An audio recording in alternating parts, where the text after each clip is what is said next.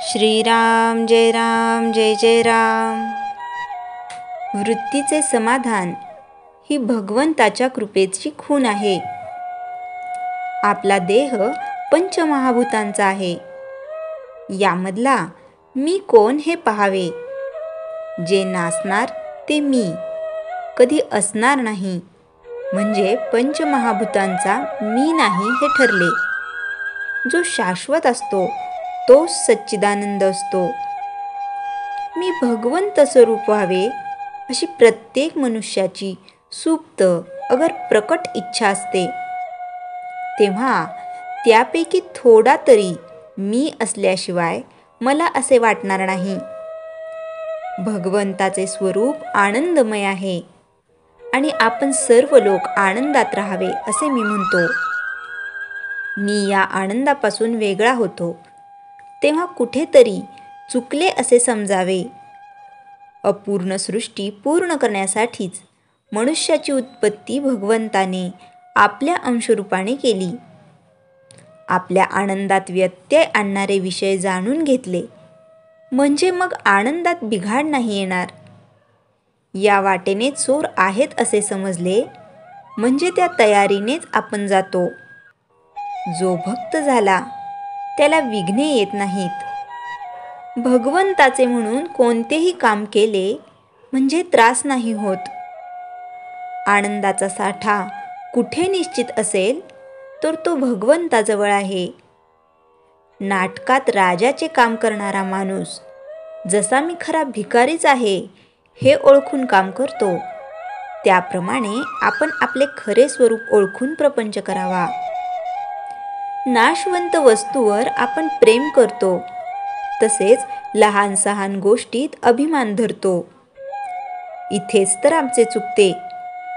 मी जे नाही व्हावे ते व्हावे यात सुख आहे असे वाटते। कामधेनूजवळ आपण विषय मागतो आणि मग दुःख झाले म्हणून रडत बसतो। याला काय करावे? जो परमार्थ जाणता तोच खरा जाणता होय। परमार्थ म्हणजे बावळटपणा कसा असेल? अनेक बुद्धिमान विद्वान लोकांना जिथे आपल्या बाजूला वळवायचे असते तिथे बावळटपणाला वावच नाही। विद्वान लोक वेदांत अत्यंत कठीण करून जगाला उगीच फसवितात। मग सामान्य माणसाला असे वाटते की अरे हा वेदांत आपल्यासाठी नाही, परंतु ही चूक आहे। वेदांत हा सर्वांसाठी, सर्व मनुष्य मात्रासाठी आहे। वेदांताशिवाय मनुष्याला जगताच येत नाही। घराच्या छपराखाली ज्याप्रमाणे सर्व लहान सहान खोल्या येतात, त्याप्रमाणे वेदांतात इतर सर्व शास्त्रे येतात। शास्त्राचे मार्ग हे व्यक्तीला भटकू न देण्यासाठी आहेत। ते वृत्तीला हलू देत नाहीत। त्यात नामाची गाठ पडली की भगवंतापर्यंत साखळी जोडली जाते। आपण व्यवहारासाठी जन्माला आलो नसून भगवंतासाठी आलो आहोत। आपण अमुक एक वस्तू नाही म्हणून कष्टी होण्यापेक्षा दुसरी एखादी वस्तू आहे म्हणून समाधानात राहावे। समाधान ही वस्तू फक्त भगवंताजवळ मिळते आणि ती मिळवण्याच्या आड काहीही येऊ शकत नाही। श्रीराम जय जय राम।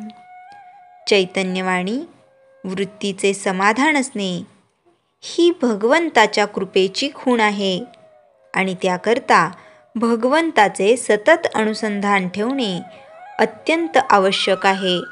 श्रीराम जय जय राम।